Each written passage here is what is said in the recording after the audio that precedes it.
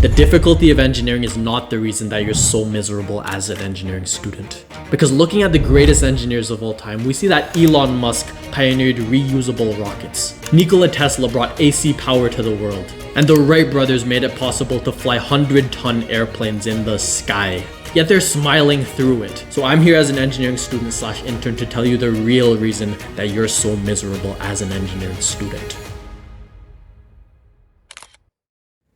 The time period that I hated most by far in engineering school was my first year of engineering. And it's because I lacked direction. I only joined engineering because people said, oh, it makes so much money and yeah, you can make cool stuff.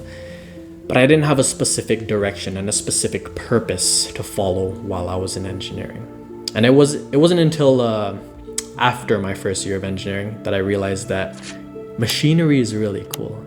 And I decided that my purpose as an engineering student would be the machinery industry, make cool machines, complex things made of gears and all of these complex mechanisms. So what did I do? I started making projects that aligned with the machinery industry, gearbox models, engine models, anything to do with machinery as a whole. And I can say with full confidence that it was only after I determined which purpose that I actually had to serve as an engineer that I stopped whining about engineering, and I actually saw it as something that was cool and something that was amazing that I was working towards. And another reason that engineering students are so freaking miserable is because they can't find internships. And the number one reason that I got my internship was because I made these projects of like gearboxes and engine models, because those exact things were the things that impressed the recruiters for these engineering companies. It only took me 2 weeks to get my very first internships despite having no industrial experience, no research experience, and no network. All these things that people said that I should have had, yet I didn't, and I secured an internship way faster than everybody else in my class. If you need the exact protocol that I followed to get my internship, I got a link in the description which leads to the program. My main point is that when you don't define your purpose as an engineer, there's no light at the end of the tunnel. You're just suffering for no reason. So let me ask you, what is your purpose as not just an engineering student, but as a future engineer of this world? What is it? Do you want to help people suffering from diseases? Do you want to help a dying planet? Do you want to pioneer space exploration? There is so much things that you could do in engineering that is so purposeful. So choose what is right for you and what calls to your heart, whether it be the medical industry, the machinery industry, the sustainable energy industry, aerospace industry, or the thousands of other industries that are inside of engineering.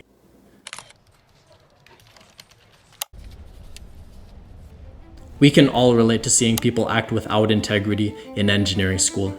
Abusing AI, ChatGPT to do their assignments, people plagiarizing their friends' work to finish their assignments, people doing jack shit in group projects and therefore making other engineering students do their work and steal their precious time. Do you remember the last time one of your group members did jack shit in a group project? How did that make you feel? Engineering students of the modern day are acting without integrity, acting unethically, cheating off of their peers, and they think it's okay.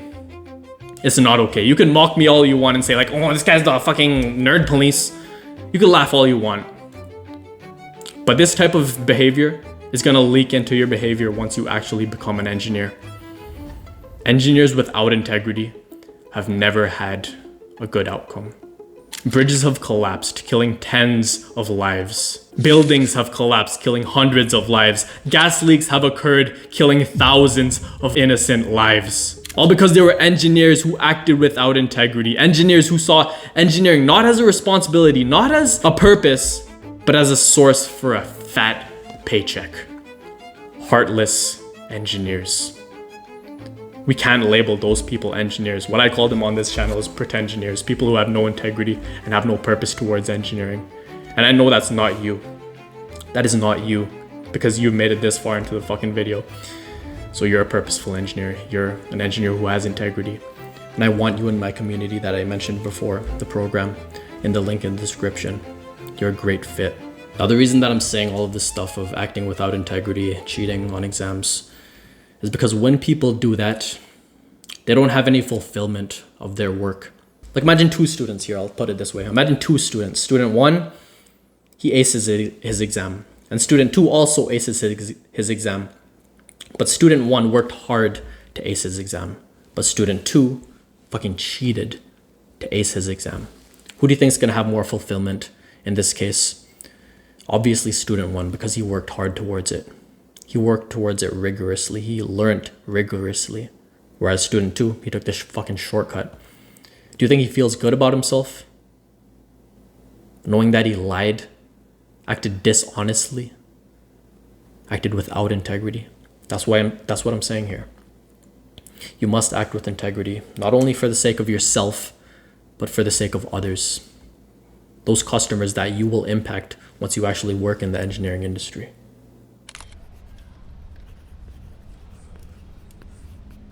A lot of us know the pain of doing terrible on an exam, right? Doing terrible on an assignment, whatever it is.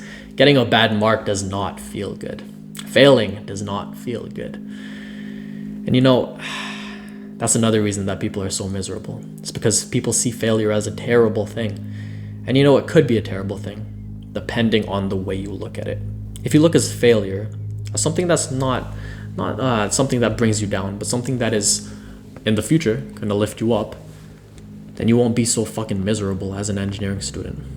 Look at the greatest engineers of all time once again. Nikola Tesla failed dozens of times. The Wright brothers hundreds of times. Thomas Edison thousands of times. But if we didn't have those failures that they went through, then we wouldn't have AC power. We wouldn't have airplanes taking us places around the world. We wouldn't have the thousands of inventions that Thomas Edison made. You see, failure isn't a reason to be miserable, give up, think negatively.